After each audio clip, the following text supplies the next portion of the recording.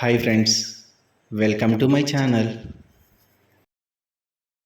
నాకు తెలిసి ప్రపంచంలో ఏ మనిషి ఇంకో మనిషిని పూర్తిగా అర్థం చేసుకోలేడు. ఎందుకంటే పుస్తకంలో ఉండే పదాలకే 100 అర్థాలు ఉన్నప్పుడు వాటిని రాసిన మనకెన్ని అర్థాలు ఉండాలి, భావాలు ఉండాలి. ఎదుటి వాళ్ళు ఎలా ఉన్నారో చూడకు, ఎలాంటి వాళ్ళో తెలుసుకో.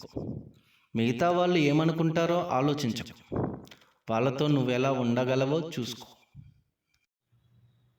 తనొక్కడే నీ గతాన్ని నమ్మగలడు, తనొక్కడే నీ ప్రజెంట్ సిచ్యువేషన్ని అర్థం చేసుకోగలడు.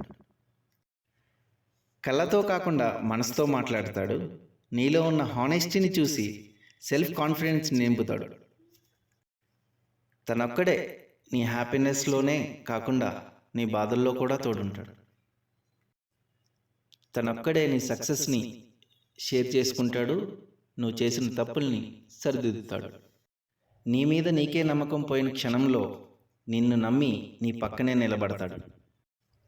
నీ ప్రతి నిర్ణయాలకి రెస్పెక్ట్ ఇస్తాడు. నిన్నే ఎక్కువ నమ్ముతాడు. నీకిచ్చే వాల్యూ ఇంకెవ్వరికి ఇవ్వడు. తనే నీ నిజమైన స్నేహితుడు. ఒక మంచి వ్యక్తి కోసం వేచిన సమయం, ఒక మంచి పని కోసం వేచించిన ధనం ఎప్పటికీ వృధా కావు మిత్రమా.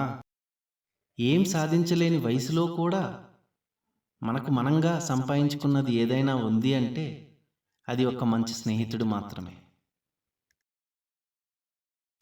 తల్లిదండ్రులు ఎలా పెంచారన్నది ముఖ్యం కాదు, నువ్వు ఎలా పెరిగావన్నదే ముఖ్యం. ఎందుకంటే దానిపైనే నీ సంస్కారం, నీ తెలివి ఆధారపడి ఉంటాయి. లాస్ట్గా ఒక మంచి కొటేషన్ చెప్తా, వినండి. ఎవరూ రాయలేని విలువైన పుస్తకం స్నేహం.